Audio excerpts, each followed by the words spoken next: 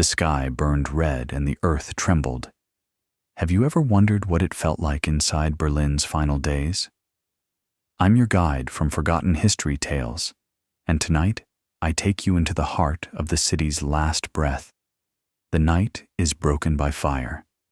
I take you into Berlin in April 1945, where the air itself tastes of ash. Flames lick the sky in great orange tongues, casting grotesque shadows across the ruins of a once proud capital. The city moans like a wounded beast, walls crumbling, people crying, artillery booming without pause. Every step crunches on shattered glass, and the stench of burning timber mingles with the acrid bite of cordite. You hear it before you see it, the endless thunder of Soviet guns rolling closer, closer, until it feels as though the earth itself will crack open. I stand in this inferno with you, not as a soldier of either side, but as a witness, a guide through the last chapter of Hitler's empire, where myths of thousand-year Reichs died in mere 12. It is the fall of Berlin, a descent into chaos, and I will walk you into its heart. Berlin in those final days was not merely a city under siege. It was a world collapsing inward. Imagine the capital of Germany, reduced from grandeur to rubble-strewn wasteland. Once busy boulevards, where parades had thundered and Nazi banners had flown, now lay drowned in dust. Apartment blocks had their faces torn open, like skulls cracked to reveal the life inside. Beds dangling from broken floors, pianos exposed to the rain, children's toys scattered in the streets. The people who remained moved like ghosts, hollow-eyed women clutching children, boys barely old enough to shave wearing mismatched uniforms, old men pressed into service with little more than a rifle and trembling hands. Food was gone, water scarce, civilians sheltered in basements, listening to the muffled tremor of Soviet shells drawing nearer with every hour. Outside, the Soviet armies encircled the city, a colossal noose tightening around Berlin's neck. Nearly 2.5 million men, commanded by Marshals Zhukov and Konev, advanced in thunderous waves. Stalin had demanded speed. Berlin must fall before the Western Allies could touch it. The Red Army paid for every block, every street, with blood.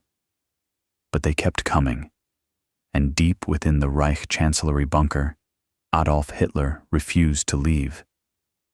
The dictator, shrunken and ravaged by illness, clung to fantasies of armies that no longer existed, maps filled with divisions that were destroyed weeks before, commands issued into the void. Around him huddled his inner circle, Goebbels, Bormann, Eva Braun, trapped in a world shrinking by the minute. Step with me into one of Berlin's outer districts. It is April 21st, the day Soviet artillery first opened up directly upon the city. The ground shakes. Civilians in cellars count the seconds between whistle and impact, praying that the next explosion won't be their own graves. Above, soldiers of the Volkssturm, boys of 16, men of 60, brace themselves behind makeshift barricades. Some have Panzerfausts, others nothing more than rifles from the Great War. Their orders are simple: fight to the death. I hear their fear in the silence between bombardments. They smoke cheap cigarettes, fingers trembling, trying to look braver than they feel. They know the Red Army's reputation. They know what awaits if the Soviets pour through. But they stay, not because they believe in victory, but because they are chained by fear, propaganda, or simply the impossibility of escape. Now shift to the Soviet side. Picture Marshal Zhukov's artillery lines stretching endlessly, rows of Katyusha rocket launchers, tanks waiting like steel predators, infantry in gray coats pushing forward. For them, Berlin is both prize and vengeance. 4 years earlier, Hitler's legions had stormed into Russia, bringing slaughter to villages and cities. Now the reckoning had come. Soldiers scrawled messages on artillery shells, for Stalingrad, for my mother, for the motherland. Each detonation was personal, each step forward, revenge. Inside the city, propaganda screamed louder than the bombs.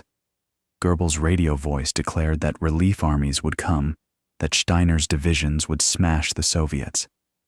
But the truth was evident in every collapsing wall. There was no Steiner. There was no relief. The Reich was bleeding out in its own capital, and no miracle would staunch it. So here we stand, in a city on fire, listening to the thunder of vengeance rolling in from the east. Berlin is both fortress and coffin. The civilians pray in basements. The soldiers brace at their barricades. The Soviets tighten the ring. And in the Führerbunker, Hitler dreams of phantom armies that will never arrive. The walls are closing in, and soon they will break. The walls did break. By the last week of April, Berlin was no longer a city. It was a battlefield carved into rubble, a maze of fire and fear. The artillery had cracked open streets like bones, and from those fractures poured the Red Army. I take you with me as the Soviets push into the heart of the Reich, block by block, house by house. Every advance feels less like conquest and more like dissection, slicing away what little remained of the Nazi dream. I feel the weight of it most at dawn. The city that once awoke to parades and orchestras now greets the morning with smoke and silence, interrupted only by the cough of machine guns and the thud of tank shells. Apartment blocks have become fortresses. Every building holds defenders. Every doorway hides a trap. The Germans have no tanks left in number, no aircraft in the sky, but they have the rubble itself. Panzerschrecks fire from broken windows, Panzerfausts leap from cellars, and grenades rain down from half-collapsed stairwells. The Soviets answer with overwhelming fury. Imagine it. Tanks, grinding through avenues that no longer exist, plowing over bricks and bodies alike, their turrets swinging toward shattered facades. When one building falls silent, artillery levels the next. A rhythm emerges: advance, resistance, bombardment, silence, then advance again. Berlin becomes not a city, but a drumbeat of destruction. I pass through a street where the smell of dust mixes with another, more intimate stench: burned flesh. A Soviet unit has just cleared a block, and among the fallen Volkssturm are boys who look no older than school children. Their helmets too big, their boots stolen from fathers already lost to the war. Some lie with Panzerfausts still clutched in their hands, weapons nearly as tall as they are. The Soviet soldiers walk past with grim faces, hardened not by cruelty, but by the sheer exhaustion of killing the young. And yet, cruelty does come. Stalin has promised victory at all costs, and with it the vengeance of an army that has marched from the Volga to the Spree. Many soldiers take revenge with bullets, others with acts darker still. In basements, women cling to their children, praying the walls will hold back both shell and soldier. I hear the sobs echoing beneath the explosions, the human cost that history's numbers cannot tally. All the while, the Reich Chancellery bunker lies deeper in shadow. Hitler now refuses to emerge above ground at all. I see him not as the fiery orator of the 1930s, but as a pale figure in a subterranean tomb, pacing maps marked with phantom divisions. His voice, once thunderous, is reduced to angry whispers of betrayal. Generals lie to him, or he lies to himself. What does it matter? Reality is written not on maps, but in fire above. The city is dying, and he with it. Outside the bunker, the last faithful still fight. SS men, fanatics to the end, cling to the government quarter. They fire from the Reichstag's broken windows, turning a monument of empire into a bunker of last resort. The Soviets know it is symbolic. They throw their might against it, determined to plant the red banner on its dome before Stalin's deadline of May Day. The clash there is apocalyptic, flamethrowers roaring, tanks blasting at point-blank range, grenades echoing through marble halls that once hosted speeches of triumph. But while battles rage, civilians continue their private wars for survival. I see women hauling buckets of water from craters that now serve as wells, children searching for scraps of bread in ruins where bakeries once stood. The sound of fighting is everywhere, yet the rhythm of life continues in shadows. A mother singing to quiet her baby as mortars fall, an old man clutching a violin in a cellar, playing for ghosts. The Red Army pushes deeper. Soviet soldiers cross the Spree, storm bridges under fire, sweep through Unter den Linden. Every street draws them closer to the Reichstag, closer to Hitler's bunker. The noose tightens, not in silence, but in a cacophony of steel and blood. And then something changes. Whispers spread in the bunker. Hitler will not leave. He will not flee to the Alps. He will remain, he says, and fall with Berlin. For the men and women around him, this is both sentence and release. Goebbels prepares his family for death. Eva Braun clings to the fantasy of love in a collapsing world. Generals shuffle in corridors, weighing loyalty against survival. Above ground, the Soviets fight with renewed ferocity, for they know the end is near. The Reichstag's dome looms like a carcass waiting for its final strike. Flames dance across its roof, bullets crackle through its chambers, and the red flag is readied to rise. But before that flag ascends, before the last defenders fall, a final decision is made in the depths of the Führerbunker, one that will seal the fate of both city and myth. And I take you now to that underground tomb, where the dictator prepares to write his last chapter in pistol smoke. The walls tremble, the air grows still, and soon the silence will be broken not by bombs, but by a single gunshot. The silence before the gunshot is more haunting than the roar of artillery above. I lead you now beneath the ruins of Berlin, into the dim, claustrophobic passages of the Führerbunker. The air is stale with damp concrete, tobacco smoke, and the sour tang of sweat from men who have not seen daylight in days. Light bulbs buzz weakly overhead, casting sickly yellow circles on walls scrawled with maps that mean nothing anymore. Outside, the Soviets hammer the city into dust. But here, in this tomb beneath the Reich Chancellery, time seems suspended, waiting for a single act to collapse it. I walk into Hitler's private chamber, and he is not the titan of rallies or the general of invasions. He is shrunken, hunched, his left hand trembling uncontrollably, his eyes sunken into gray hollows. The voice that once sent nations into frenzy is now low, muttering, broken. He paces with a jerky rhythm, staring at maps filled with phantom divisions, Steiner's army, Wenck's relief, forces that exist only in his imagination. He speaks of salvation, but everyone knows there is none. Berlin is dying above, and so is the Reich. Eva Braun hovers nearby, a strange mixture of devotion and denial.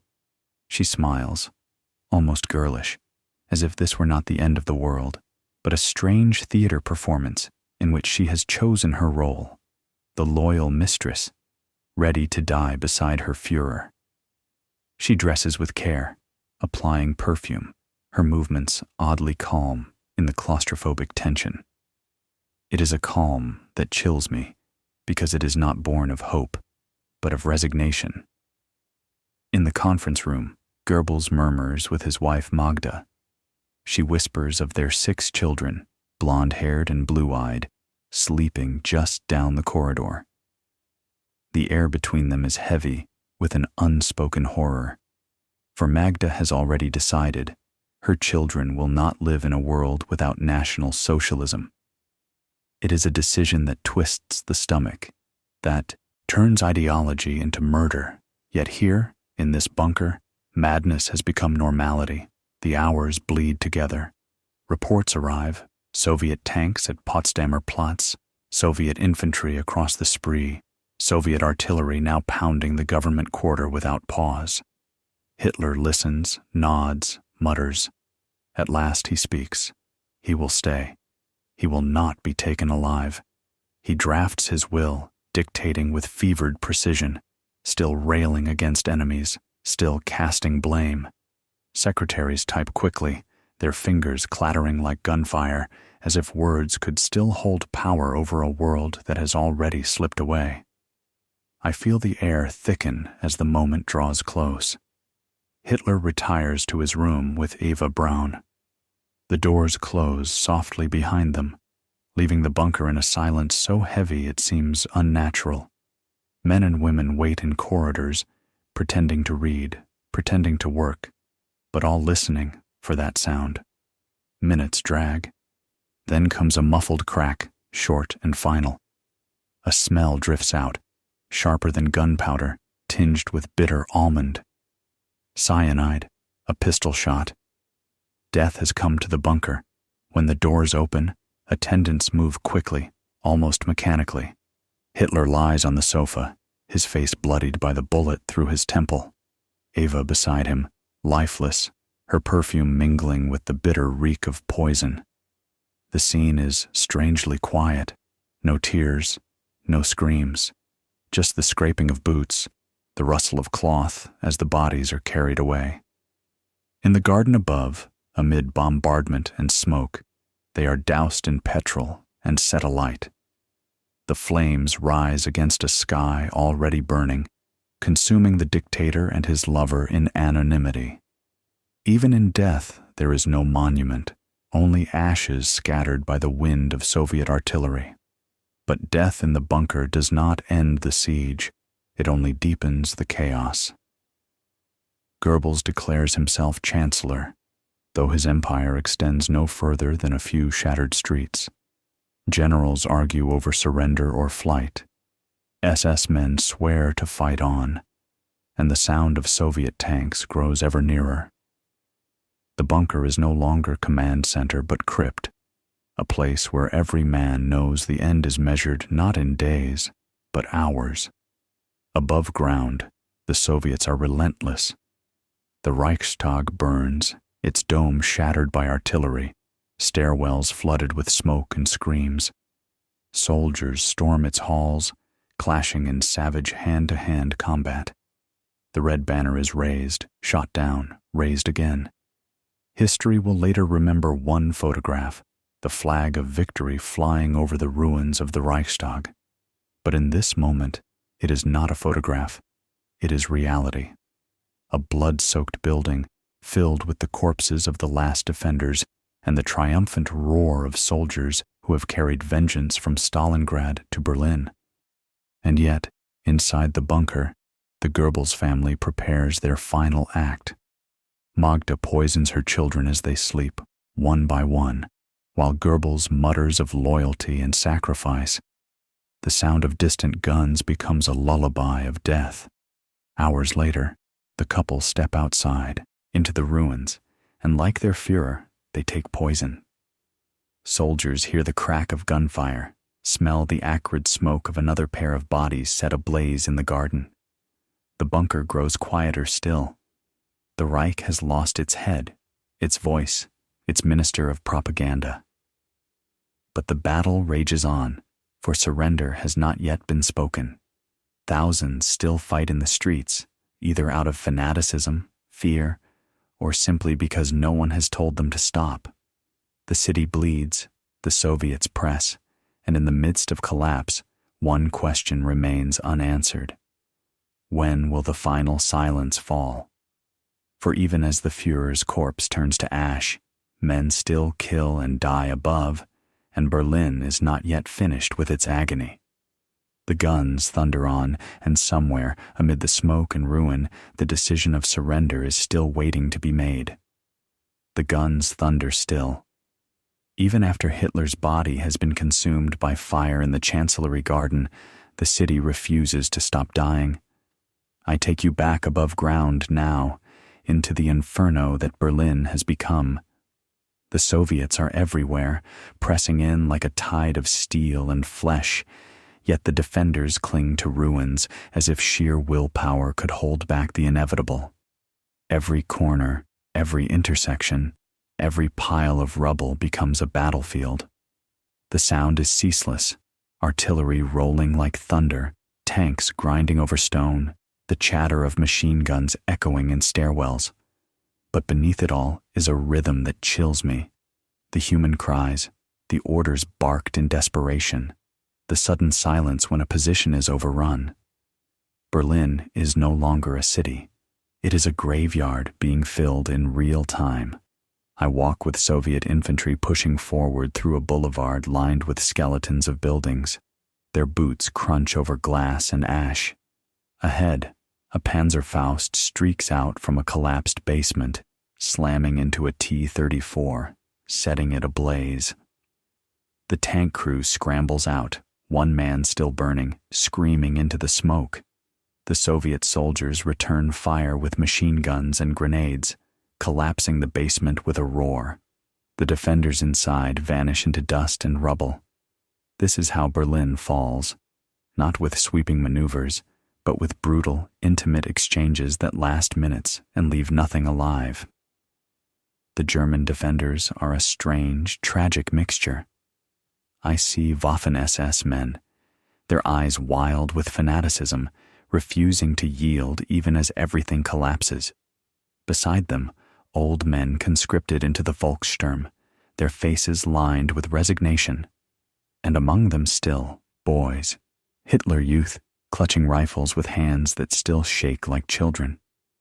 They shout slogans drilled into them at school, but their voices break under the weight of fire. Many do not last the hour. Yet still, they fight, because no one has told them the war is already lost. For the Soviets, every block is vengeance. They remember Kiev. They remember Leningrad. They remember the frozen Volga, where entire armies fell to Hitler's hunger. Each doorway cleared feels like justice. Each step deeper into Berlin like payment collected. And yet, their losses are heavy. The Germans fight with the desperation of men defending their graves, and the Soviets pay in blood for every 100 meters. Marshal Zhukov's reports speak of tens of thousands lost in these last days, a sacrifice Stalin is willing to spend for the prestige of seizing the Reich's heart. The government quarter becomes the center of the storm. The Reichstag, already burning, is hammered again and again until it is less building than ruin. Soviet troops storm its chambers, fighting room to room, bayonets flashing in the smoke. At last, after days of carnage, the red flag is raised upon its dome, a symbol for the world. The Reichstag, once seat of Nazi power, now conquered, scarred, defiled. The Soviets cheer, but it is a hollow victory, for the fighting still rages all around them. In the Chancellery bunker below, the mood is one of shadows and whispers. Hitler is gone. Goebbels is gone. What remains is a fractured command, officers arguing over survival. General Krebs, white with exhaustion, is sent to negotiate with the Soviets.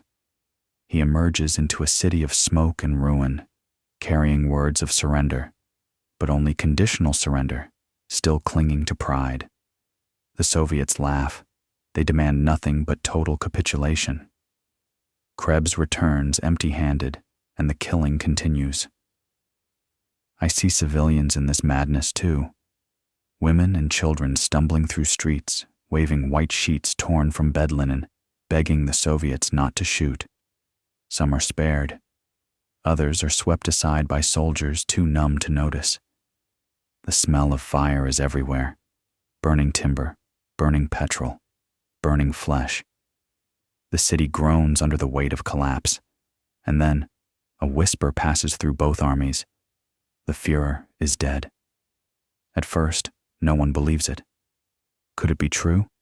Could the man who plunged Europe into hell have truly ended in a basement by his own hand? When confirmation comes, it spreads like smoke. Among the Soviets, there is disbelief, then grim satisfaction. Among the Germans, confusion. Some refuse to accept it, insisting he has fled, that he will return. But most understand, the center is gone, the head severed. Berlin fights on, but it fights without purpose. The end draws near. Soviet artillery pounds the city center without pause, flattening whatever still stands. German resistance splinters.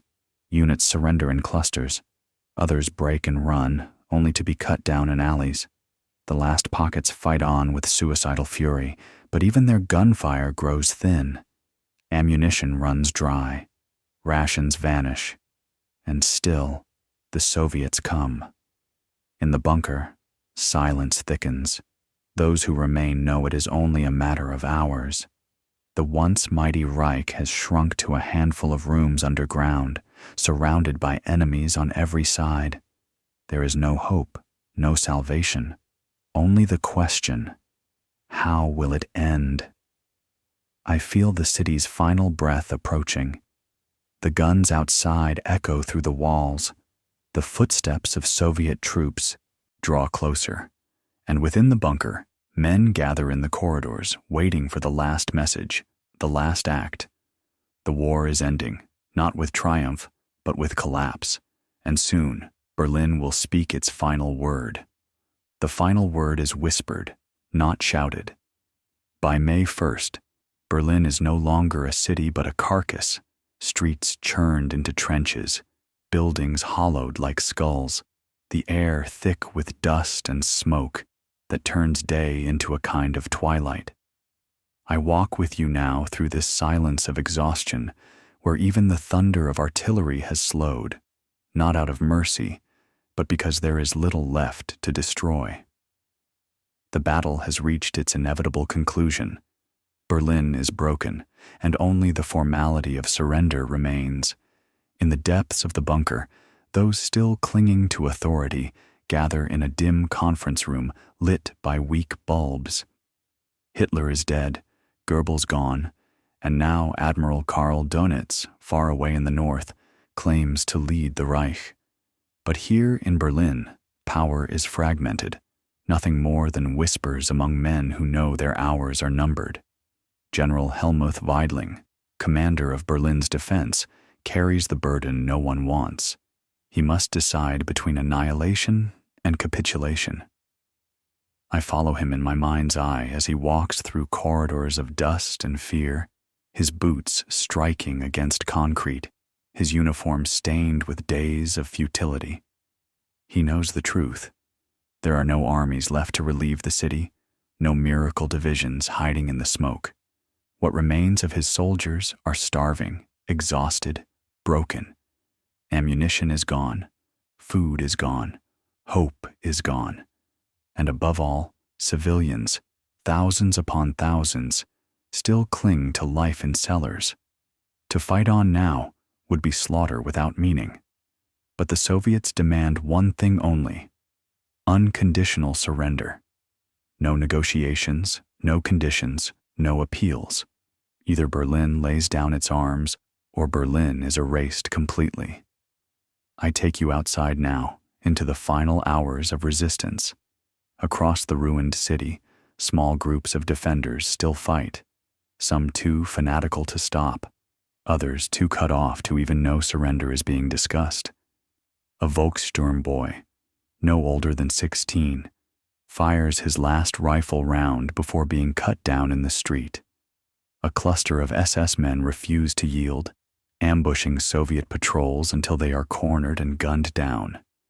Elsewhere, soldiers simply drop their weapons, hands raised, faces blank with exhaustion.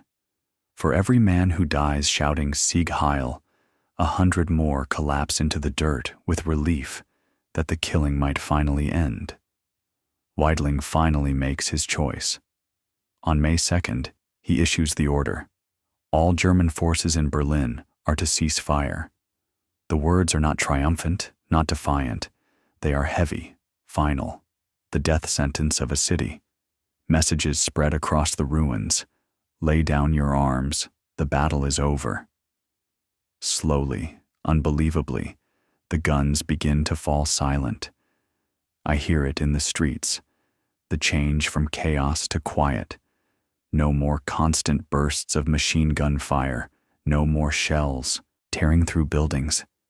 Just the wind moving through hollowed walls, the crackle of lingering flames, the low murmur of soldiers surrendering. It is not peace, not yet, but it is the end of the storm. Civilians emerge cautiously from basements, blinking into daylight for the first time in weeks. Their faces are pale, their eyes wide with disbelief. Some clutch white cloths as if they were lifelines. Children stare at Soviet tanks rolling past, their expressions blank. Too young to grasp the enormity of what has ended. Too old to ever forget the terror they have seen. For the Soviets, victory is absolute. Berlin, the capital of the Reich, lies at their feet. Soldiers scrawl their names on the walls of the Reichstag, leaving marks that will stand for decades. Ivan was here. They cheer, they drink, they laugh with the wild release of men who have carried vengeance across a continent. But even in victory, there is no purity. Looting, violence, revenge still haunt the city, staining triumph with grief. And for the Germans, surrender is not liberation. It is humiliation. Prisoners are marched away in endless columns, many never to return. Civilians must bow to new masters, their lives dictated by the victor's will. The Reich, promised to last 1,000 years, has ended in 12, collapsing in fire and ash. And yet, even as Berlin surrenders, the war itself is not over. Beyond the city, armies still clash. In the north, in the south, across the shattered remains of Europe, German divisions continue to fight. Though their fate is sealed, in a matter of days, they too will yield, and the continent will finally fall silent. But here, in Berlin, silence comes first. It is a silence filled with ghosts, of boys who died with Panzerfausts in their hands, of women who prayed in basements, of soldiers who fought for vengeance, and of a dictator who chose death over capture. I stand in the ruins with you as this silence settles. The smoke rises slowly into the May sky. The Reichstag dome is shattered, the streets littered with corpses and rubble, the air heavy with the stench of fire. Berlin has surrendered, but what has been gained? What has been lost? History will call it victory, but walking among the ruins, it feels like tragedy. For though the guns are silent, the scars will last generations, and somewhere, beyond Berlin's broken streets, the world prepares to confront what the Reich has left behind, the camps, the crimes, the unimaginable truths waiting to be revealed. The war may be ending, but the reckoning has only just begun. The guns have fallen silent in Berlin, but silence does not mean peace. It is a silence heavy with ghosts, with secrets buried beneath the rubble. I walk with you now through the smoldering ruins, where the Red Army patrols streets that no longer exist, where civilians pick their way over debris with the hollow eyes of survivors. The battle is over, yet what lies beneath the ashes is only beginning to emerge.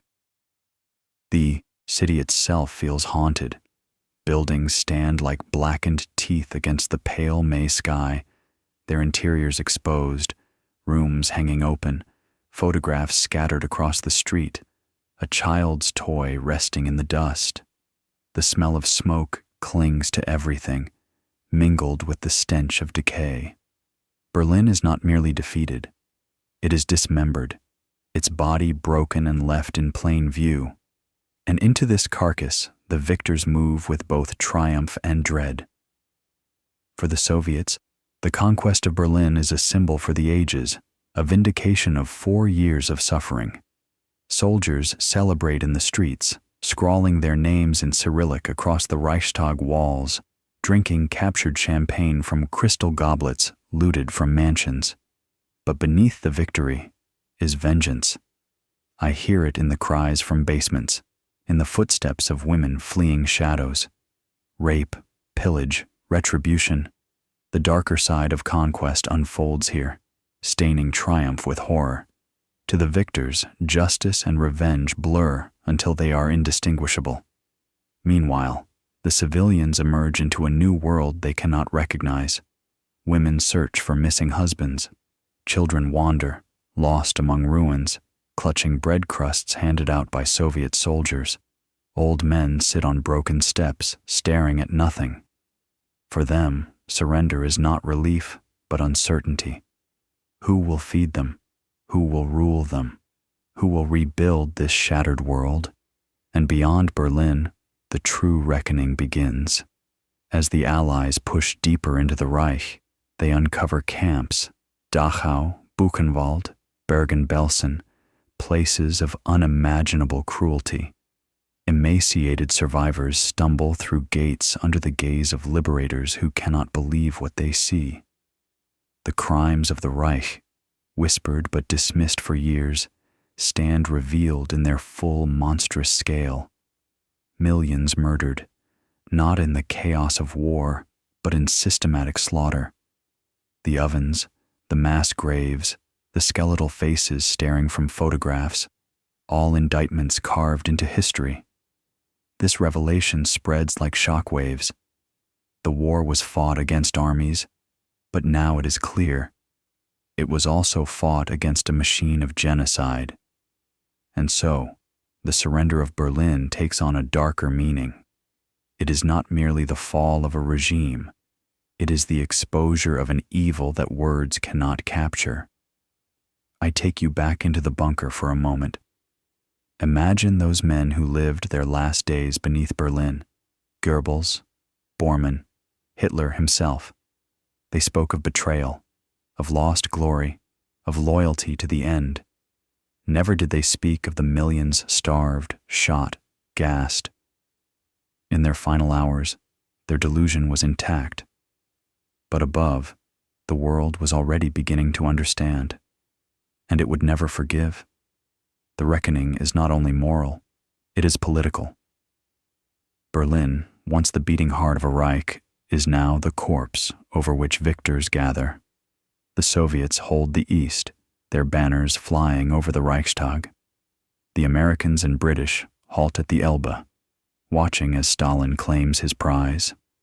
Soon, this ruined city will be carved like a carcass into zones of occupation, each victor claiming a piece. The seeds of another conflict, cold, ideological, unspoken, are already sown in the ashes of this one.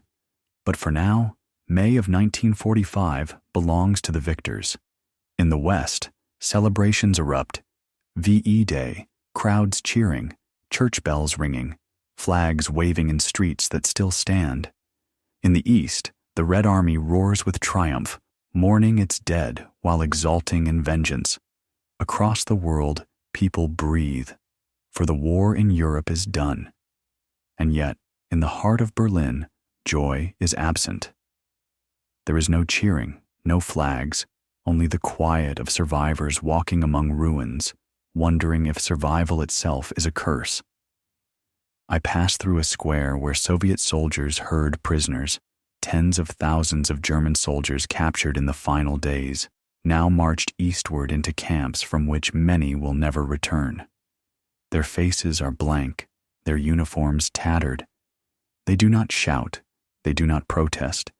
They simply walk, eyes fixed on the ground, as if all emotion has been burned out of them. For them, the war has not ended, only transformed into another kind of captivity. And still, Berlin itself whispers with unburied secrets. Bodies lie in cellars. Families search through rubble, and the city waits to be divided by borders not yet drawn. The battle is over, but the story of Berlin is not finished. It is only shifting, from fire and steel to politics and power, from war to a new kind of conflict that will stretch for decades.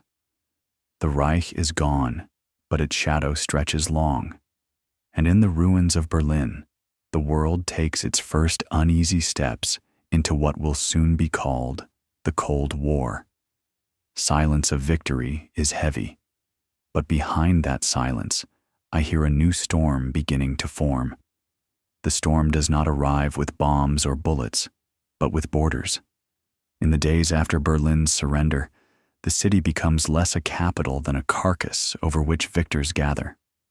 I walk with you through its ruins, and already the air is thick with more than smoke. It is thick with suspicion, with politics, with the weight of a world that has defeated one enemy only to face another. The Soviets hold the city first. Their banners hang from ruined government buildings. Their patrols march through streets where no German dares raise their eyes.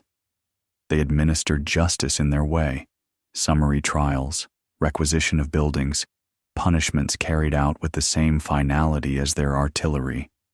Berliners, gaunt and hollow-eyed, learn quickly that survival means silence. A loaf of bread from a Soviet kitchen may be the difference between life and death, but the cost is humiliation, subservience, fear. And yet, to the West, the other allies wait. The Americans, the British, soon the French. They watch as Stalin's forces occupy the heart of the Reich. At the Elbe River, their armies had embraced, soldiers of East and West celebrating a shared victory.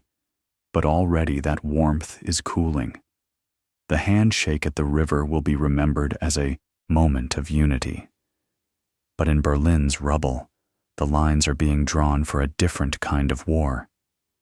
I lead you into the first meetings of Allied commanders. They sit at long tables in requisitioned buildings, the smell of damp and dust still heavy in the air. Maps are spread out, pens scratch, tempers flare. Berlin will not remain whole. It will be carved, divided into zones. The Soviets will keep the East. The Western Allies will take the West. And in this decision, the seeds of division are planted, seeds that will grow into walls of barbed wire and concrete. For the civilians of Berlin, occupation is not abstract. It is lived reality. In the eastern sectors, families live in fear of knockings at night, of being denounced, of disappearing into prisons or trains bound east. In the western zones, life becomes tied to American rations, British administration, French authority. Berlin, once the proud capital of Germany, becomes a city with four masters, none of them German. But it is not only Berlin that is divided. All of Germany is partitioned, its lands split among victors. And at Nuremberg, a reckoning sharper than any sword is prepared. Leaders of the Reich, those who survive, will stand trial for crimes the world has never before dared to name, crimes against humanity. The courtroom will echo with testimonies of horror, with images of camps and corpses, with evidence that strips away every shred of denial. The Nazi elite, once draped in power, will stand in the dock as criminals, their empire reduced to chains and sentences. Yet here in Berlin, the reckoning is less about trials and more about survival. I see women queuing for hours for scraps of bread, children filling buckets at public pumps, old men scouring ruins for coal. Hunger is everywhere. Disease festers in the rubble. And still, life claws its way forward. A mother braids her daughter's hair with trembling fingers. A boy carves a toy from broken wood. A violin plays in a courtyard, thin notes rising against the silence of destruction. Even amid despair, the human spirit refuses to vanish. And all the while, the city becomes the stage for the world's next great drama. Soviet troops plaster walls with portraits of Stalin. American jeeps roll into their new zones, distributing chocolate and cigarettes that children clutch as treasures. British administrators reopen schools. French officers claim villas. 4 victors, 1 ruined city. A fragile cooperation, already cracking beneath the weight of mistrust. Berlin is not only occupied, it is transformed into a symbol.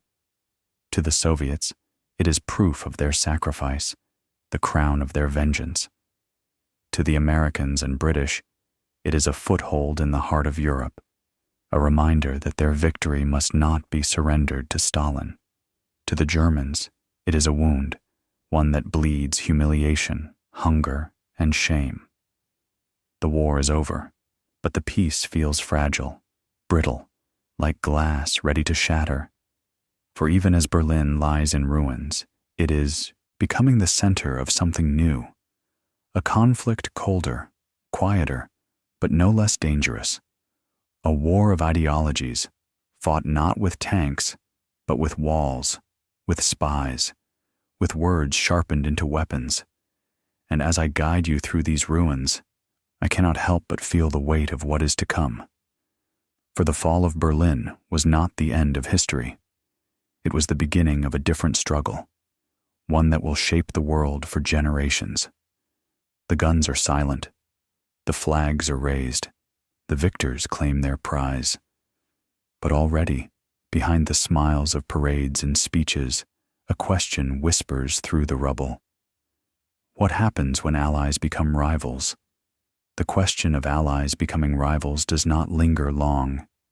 It begins to answer itself in the months after Berlin's fall. I take you now into the uneasy calm of a city no longer at war, yet not truly at peace. The guns have stopped, the banners hang, but the air still trembles with tension, as if the ruins themselves know they are the stage for the next conflict. Berlin, once the heart of Nazi power, now lies under the gaze of 4 masters. Soviet patrols march through the eastern half, their boots echoing down Karlshorst streets, their banners of red proclaiming victory and ideology. In the west, American jeeps rattle through boulevards cleared of rubble. British lorries bring food. French officers settle into villas requisitioned from Nazi officials. Each sector feels like a different country stitched into the same body, and Berliners learn to navigate this strange patchwork of authority. For civilians, survival becomes the only currency. Hunger gnaws constantly. Ration cards are worth more than money, bread more valuable than gold. In eastern streets, Soviet rations trickle out, often alongside fear of the secret police, of neighbors whispering, of being carried off in the night. In the West, American rations arrive by the ton, accompanied by cigarettes and chocolate. Children chase GIs for sweets, while mothers barter anything, family heirlooms, even their dignity, for food. I walk among them, and I feel the fracture of the city as much in spirit as in geography. The Soviets rebuild monuments with statues of workers and soldiers, iron symbols of collective triumph. The Americans reopen cinemas, flooding Western zones with jazz, films, and Coca-Cola, symbols of freedom packaged in entertainment. The British bring their bureaucracy, the French their wary pride. Each power not only feeds and governs, but shapes, carves Berlin into an image of its own future. But beneath these gestures lies mistrust. The handshake at the Elbe is already history. The Soviets look west with suspicion, certain that the Allies will deny them their due reward. The Americans and British look east, certain that Stalin intends to swallow Europe whole. Each side plants spies, spreads propaganda, tests the strength of its grip.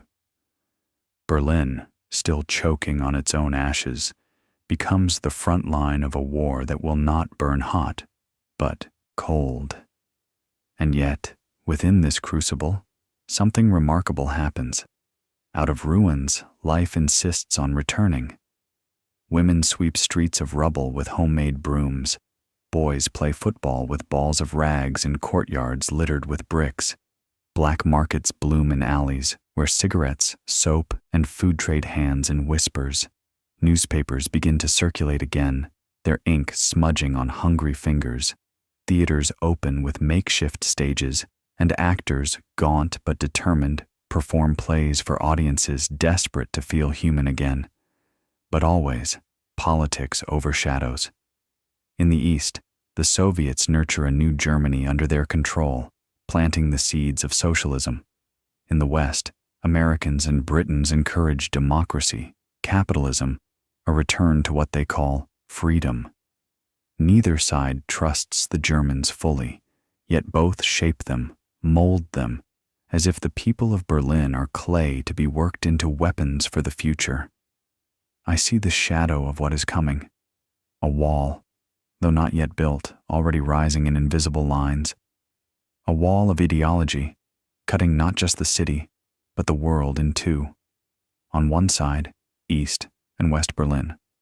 On the other, the Soviet bloc and the capitalist West. The fall of Berlin has ended the old war, but it has also birthed the Cold War, a conflict of nerves and numbers, of rockets and spies, of words sharper than swords. And still, Berlin stands, broken, divided, haunted, but standing. The city that was supposed to be the jewel of a 1,000-year Reich has become instead the crucible of the modern world. Its ruins whisper warnings, its survivors carry scars, its streets hold secrets that generations will uncover. I leave you here in the twilight of 1945 as Berlin smolders not just from the fire of the war just ended, but from the embers of the war yet to come. The swastika has fallen, the red banner flies, the Allies proclaim victory. And yet, standing in these streets, I feel no triumph. I feel only the cold wind of history shifting, carrying us into an age of suspicion, division, and fear. The fall of Berlin was not the end of the story. It was the turning of a page, and what came after would shape the world we live in still.